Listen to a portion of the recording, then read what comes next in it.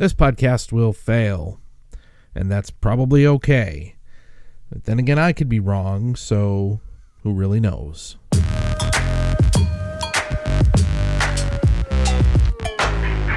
And episode 69. Nice. And this podcast will fail. I'm your host, just some guy. Who I am is completely irrelevant to the conversations I come here to have with you and with myself.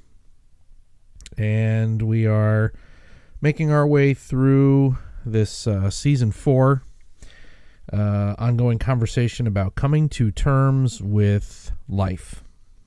Coming to terms with the different experiences that we've all had, the different challenges, and in my case, a lot of the things that I experienced that led me to the types of things that I did in my life, and kind of coming to terms with some of the more challenging parts of my life. So this is going to be a week where I'm kind of building up to something a little bit here, and today is Monday.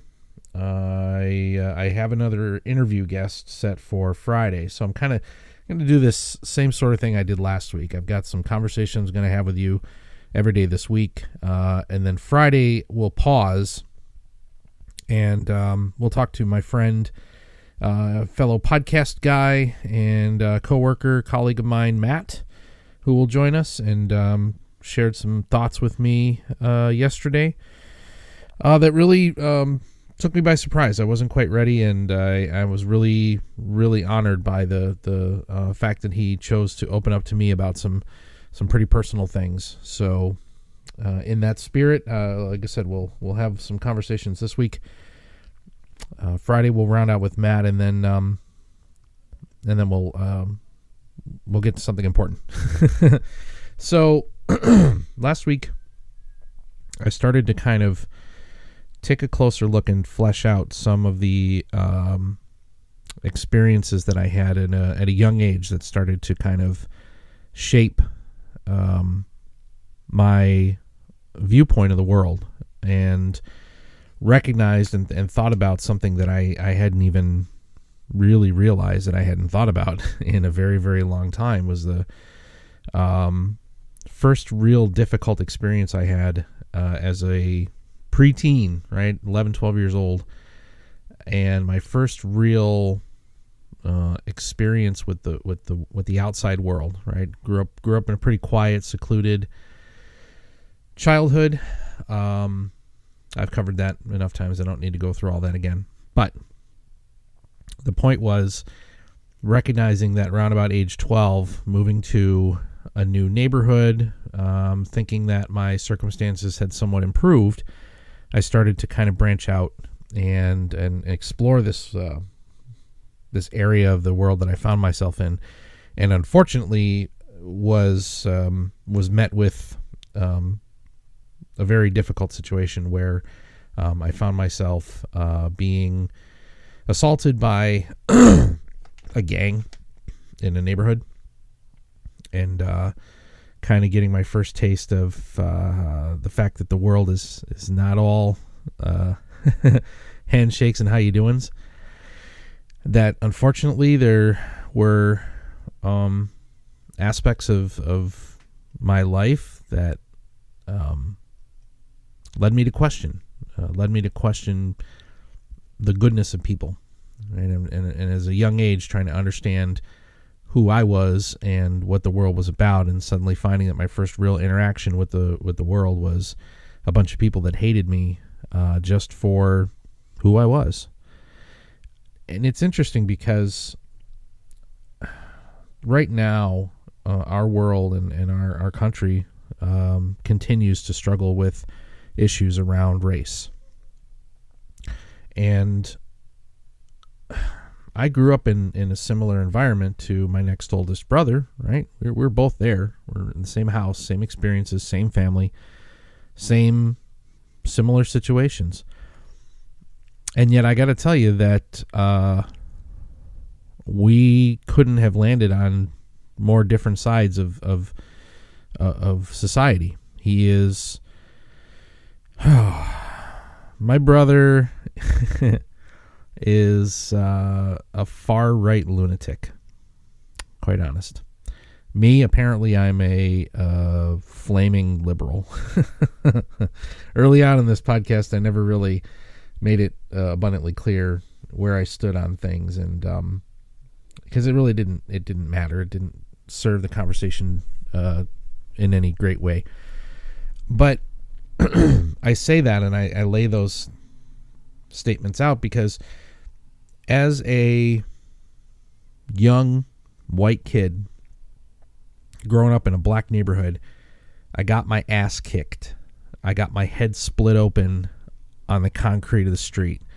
I got stomped for who I was because I was a white kid in the wrong neighborhood.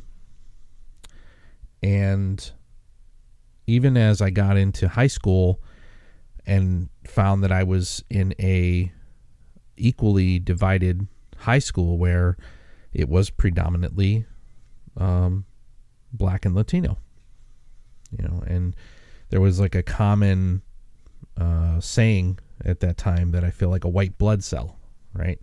There's a heck of a lot more red blood cells than there are me. And I saw and experienced some very challenging things around race in high school. I saw gang violence. I saw people get hurt. Once again, almost strictly along racial lines. And it just doesn't make any sense to me how someone cannot go through that experience and come out understanding what it's like to be the person who is quote unquote, oppressed or put upon, or, to have society's, knee in your back, so to speak. In my little microcosm, right, I was the person who was looked at negatively and treated poorly and subjected to scorn and again, in a very early case, in my first interaction with the real world, violence, because of my race and ethnicity. So I came out of that experience with, I guess you could say, an appreciation for what people of color and minorities have dealt with in this country for 200, 400 years. Really? Not even 200. Screw America. We've been screwed up on this stuff for a hell of a lot longer than America's been around. And yet my brother, again, just 2.5 years older than me, is... I haven't talked to the guy in, I don't even know how long it's been now, 5, 6, 7 years. I'm not even sure. But it wouldn't surprise me in the least to see if he had a Proud Boys flag or something. I know he proudly flew the Gadsden yellow snake flag, which I despise and detest. I know that he held, and has always held, specific animosity towards African Americans and people of color and minorities, and play all the stupid word games in the world about false equivalence and, well, no, it's not because they're black and it's not because they're race. It's because enter stereotype numbers 1 through 5 that you like to use to label people. Because of your agenda, because of your viewpoint, because of your animosity. But never really take responsibility for yourself or the the word choices you make. So it's interesting. I've never been able to reconcile that. I've thought about it plenty enough times over the years. Like, how did two brothers end up with such different viewpoints, living in the same situation with the same mother-parent situation, the same experiences from family. We went to the same schools, and yet I sit here and find myself as an ally, right? It's really interesting. My oldest son was talking to us a little bit ago, and just within the last 2 hours, and I think somehow he was trying to relay that he was having a conversation regarding transgender issues, and that he admitted to his younger brother that I'm not quite sure I'm saying this correctly, or that I understand pronouns or proper use, and he said, because I'm me. I go, yeah, society says you're a straight white male, you're the enemy. He goes, well, you're not, we're not. And I said, no, I'm the father of the enemy, apparently. But I've chosen in my life to be an ally, not an enemy. Right? I've chosen to be willing to speak up for the errors and the poor choices made by people who look like me, and people that unfortunately have chosen to take their animosity and anxiety out on people who are different than themselves. And again, I it's interesting. It is really honestly interesting to me that I didn't grow up with racist inclinations, with bigoted inclinations, because my mother had them, and my next nearest brother is that. He lives it, he breathes it, he embraces it.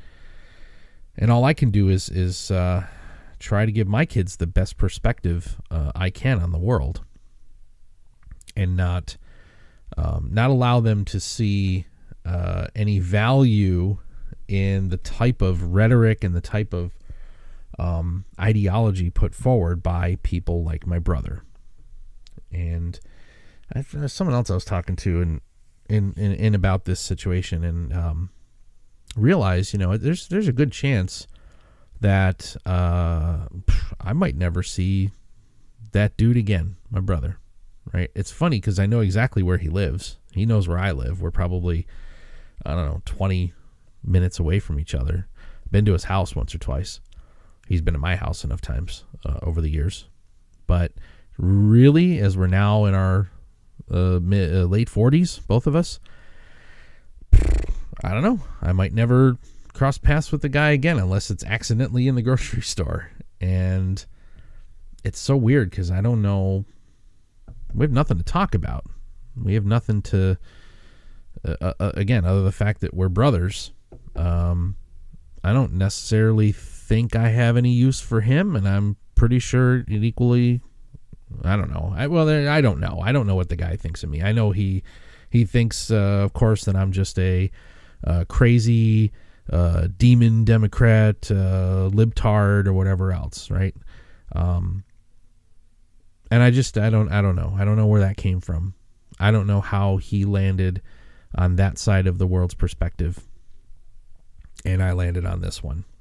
But I'll go ahead and flash my smug superiority card, because for me, I think it's better to be on this side, which fights for diversity and inclusion and values other people regardless of what they look like, who they love, where they choose to live, how they choose to build their families and build their lives, right?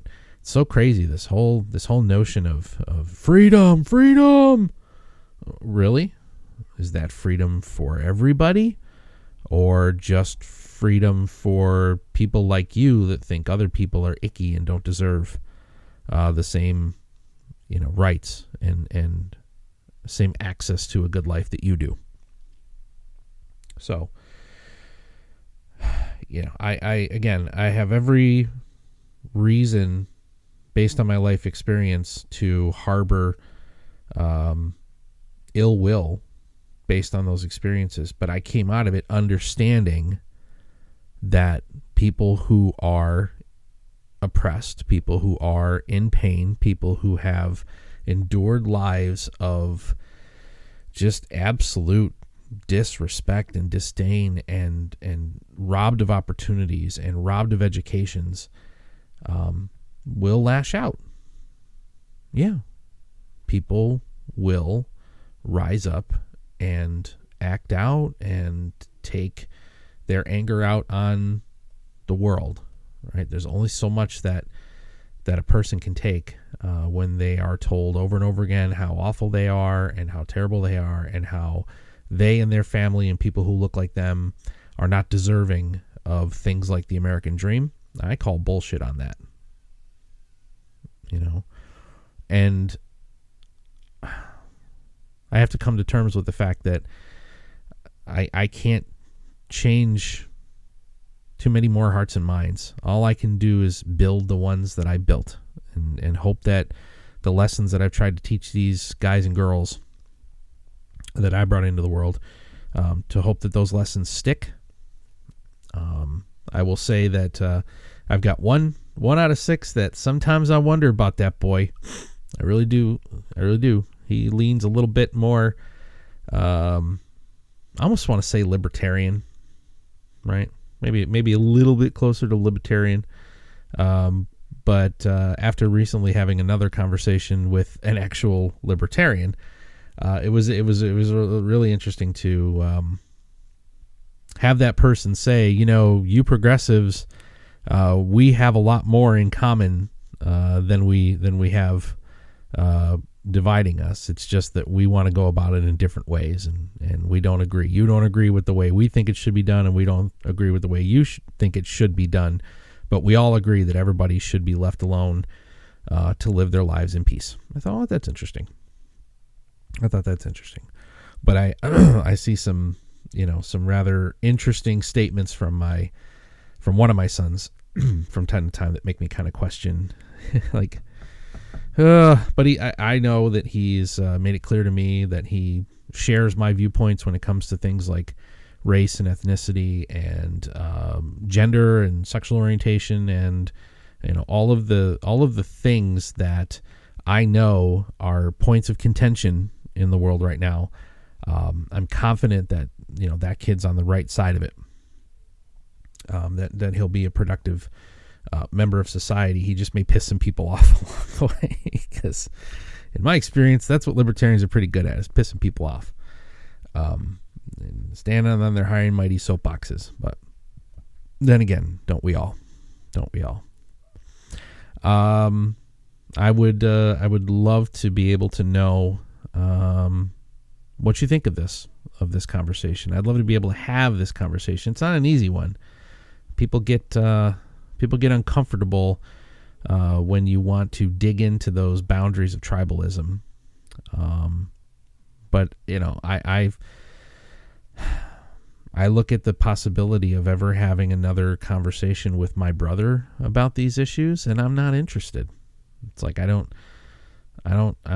where he comes from. I know what he thinks. I know what he values. And I don't think there's anything to be gained from it. And yet, here I am at work last week having a substantive conversation with somebody who is in many ways, the polar opposite of my viewpoint when it comes to politics and society. So there's hope. But there's not a lot, and I wasn't going to change his mind on much of anything, and he wasn't going to change mine. So I guess we can hopefully continue to push these conversations into a let's agree to disagree, but let's also make sure that you're not screwing with anybody else's life and causing any pain or harm to someone else for your perceived positions. So, okay, I think that's good enough. We'll come back tomorrow. I've got some more specific experiences I want to walk through in my young life and share some more thoughts about some of the things that I saw and experienced and had happened to me. But we'll do that tomorrow. So wherever you are, thanks for taking a couple of minutes of your time to listen. I hope that you and yours are safe and healthy, and we'll see you next time. Have a good one.